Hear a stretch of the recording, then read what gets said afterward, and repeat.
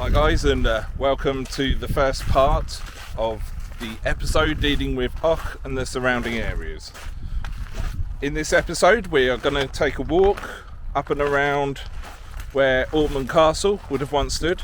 For those of you that have seen the opening introduction video, you would have seen a little bit of that where I speak a touch about the history. You'll find out a little bit more up there, and we're going to take a walk around. This is one of two parts, as yet again I have more information than I realised I did. Plus, you may have noticed the Anglo Rambler has had an old haircut, which is looking far smarter now the hairdressers are open. Out of Avoch now, we've actually come down into the fishing village of Avoch, and as you can see, it's a stunning day again here in the Highlands. Tide's a little bit out now, but it will come all the way up here. You can pop down for something for a bite to eat, but I'm going to tell you a little bit more about the village as we walk up to Ormond Castle.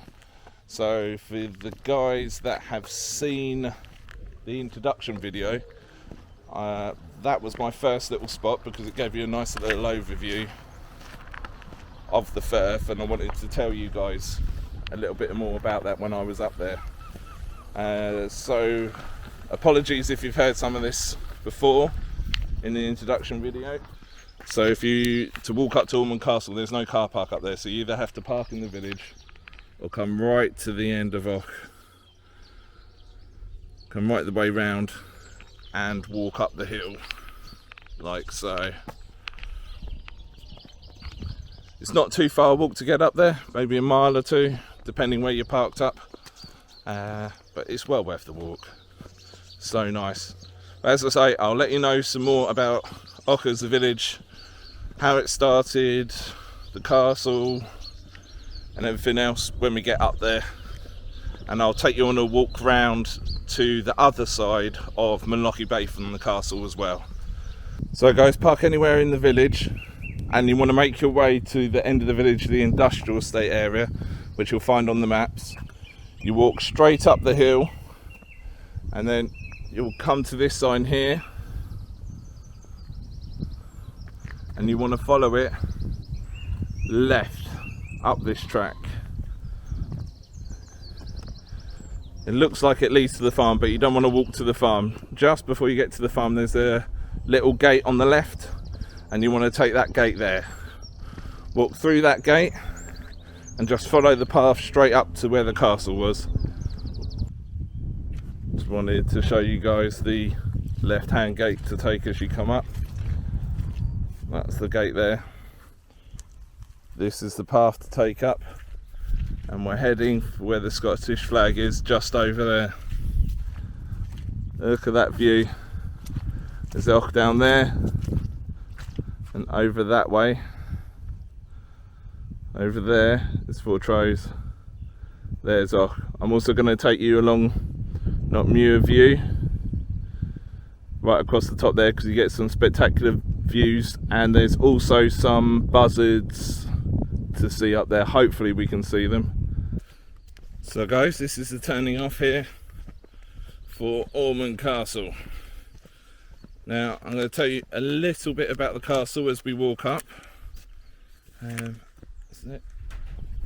is a little bit about Ormond Castle here, but I'm going to read it to you instead as it's probably a little bit nicer for someone to tell you about it rather than you guys reading it, but you can read it when you come on up here. Also, one more thing I forgot to tell you, you can also bring your bike up this way. I quite often bring my bike up. Don't bring it up to the castle, but we're going to follow the walking path right the way along there, and that's where you can take your bike and head around Monlocky Bay where we were in the previous episode. If you haven't seen the previous episode, after this video click on the previous link and you'll see a bit more about Monlocky Bay. I'll tell you a bit more about its history and more about Monlocky. Right, so follow this path up. It's only a short little walk, and taking the views as well. So Ormond Castle was one of 2 castles built here on the Black Isle by William the Lion, and by 1297 it was owned by Andrew de Moray. Now, if you have heard of him before, bravo to you. If you haven't, well, he was the chap that came here and rose the Scottish standard for the first time to rally the troops to go and join up with William Wallace and fight with him as one of the captains to take on those dreaded English down at Stirling Bridge, which happened to be a very famous victory for the Scots. I suppose you guys have got to win one anyway. Nah, only joking. But the chap himself, Andrew de Moray, he actually died of his wounds at Stirling Bridge, so he never got to come back and enjoy his victory. Oh, while we're here, taking the views of Ben Wyvis. Still a little bit of snow there. I mean, it is April. That snow normally clears by the end of June, July. But after Andrew de Moray's death, the castle passed to the Earl of Ross before it was forfeited to the Crown in 1455. Just like most of the land here on the Black Isle was ended up forfeited to the Crown in 1455. Here we go. This is where the castle would have stood.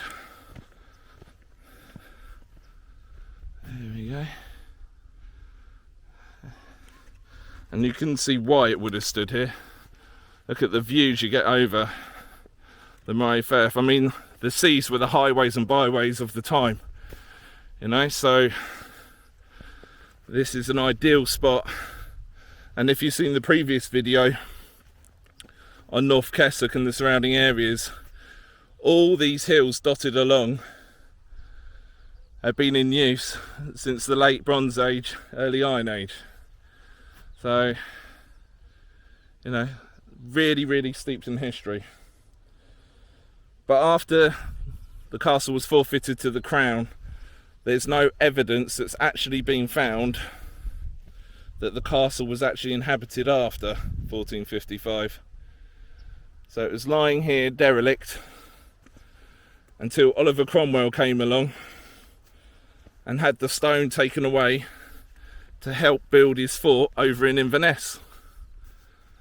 There we go. And in the previous video, where I was talking about the quarrying in Monlochy, with the stone being taken over to Fort George is just beyond that spit of land there. On the other side is Fort George.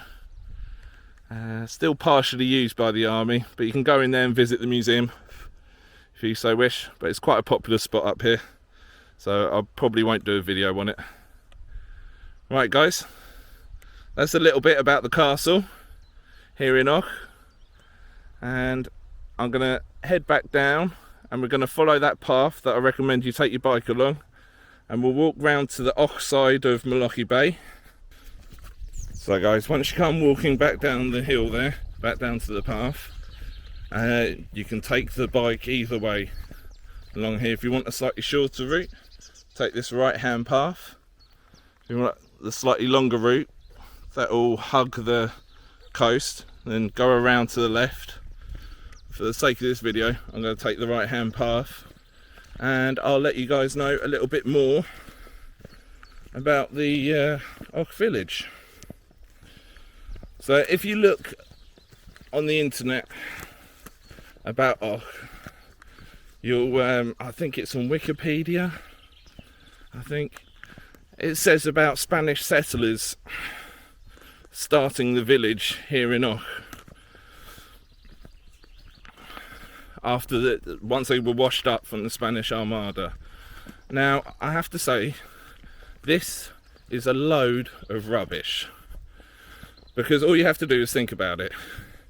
If there was a castle here in the 12th century, then a castle needs supplies. needs manpower, needs food, and all kinds of things to supply the castle. And so there would have been some kind of small dwelling or small village here from around about that time anyway. So here's a good note for yourself: don't believe everything you read. Right, well, that's the first bit that I want to say about Avoch. Secondly, the views from Avoch, when you're right down at the shoreline that you could see from the castle there, looks right the way over to the fields of Culloden, where the last stand for the Jacobites were held there on Culloden Moor in April 1746. I'm not going to go too much into it, but as a avid history buff, if you read John Preble's book on Culloden, he talks about the English captains on the morning of the battle looking over to the Black Isle and noticing how black the rocks are. It was sleety, a little bit snowy, a little bit rainy. You know, it wasn't a particularly nice day for a battle, but it gives you some idea of how close we are actually to Inverness from here. I believe if we went shore to shore, it's 5 miles. But primarily, Avoch was a fishing village. Quite a large number of boats used to leave from Avoch Harbour there, until right up really till the 80s, early 90s at the push. There are 1 or 2 boats that leave there now, but not really. There are a lot of fishermen still in the village, but most of their boats tend to be down towards Peterhead or up the coast a little bit more. Now the harbour's far too small for all the new modern boats, but there is still an awful lot of fishermen in the village. I believe also there's a ban on the fishing out there in the Firth, because the fish was just massively, well, this is going to be a bit controversial.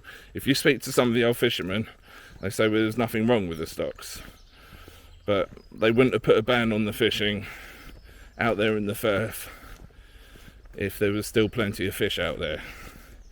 And plus, as you can see from the views from the top of the castle, there is an awful lot of dolphins out there. The largest pod of dolphins in the UK, I believe. But we're going to go see that in the next video down at Channery Point in Fortrose. I'll talk more about that then. But if you're standing on the beach there in Avoch, you might see dolphins. I think I've seen them a few times. You might see sea otters. I've seen a sea otter once bouncing along the wall, but that's at quiet times in the evening or very early in the morning. I've seen a few seals just laying around there on the beach when the tide's out, but again they're quite rare for that kind of thing. You're more likely to see seals in Monlocky Bay or popping their head up down at Channery Point, where the fish kind of gather at the turn of the tides. So there's a little bit more history about Avoch itself. There's no coffee shop in Avoch currently. I believe there's one in the works. So if you're watching this in a few years' time, beyond 2021, hopefully by the time you come up there'll be a coffee shop up here. There's a fish and chip shop in the village. You can grab a cup of coffee, but it's from one of the corner shops there, right in the centre. Also opposite the corner shop there is a corner called Lazy Corner, and that's when, before news on the radio or TV was out, a lot of the men, be them unemployed or standing around at the weekend when they weren't fishing, would meet and pass on the news from what they heard. Maybe from other fishermen, best places to go or what's happening on the Black Isle. But that's Lazy Corner, and you'll notice it's right in the heart of the village, It's got a little boat with sails there with the bus stop currently. So that pathway will bring you out to this point here. Oh, there's a nice little butterfly. So in my previous video, Malochy Bay, that's where the caves are. So I had an idea about this. I think I'm going to take my boat out one day, film myself with you guys. We're going to see if we can get into those caves over there. But that path we just took brings you out of there, and if you take the longer path round, it'll bring you around this path right the way along. So you follow this path back along, you take a right hand turn, that will bring you back. Once you get to the end of this path, take a right hand turn, and that will bring you right the way back down in the loop from where we started. If you take a left hand turn, that will take you further along Malochy Bay there. That's where we were on the previous video over there on the other side. That will take you a bit further around to see a bit more of Malochy Bay, where you might be able to see more deer and more wildlife, like birds of prey and things like that. And if you follow that path around, eventually that will bring you again back down to the path that we started on. But I won't film it all for you. You're all adults. It's quite well marked as well, and you can only really go one way, so you can't get lost. Hey guys, thanks for tuning in there to the first part of the episode concerning Avoch and the surrounding areas. Please join me again for part 2, where we'll go and adventurize over Avoch and the old railway line that would have ran through the village over to Fortrose. Please check out the links below.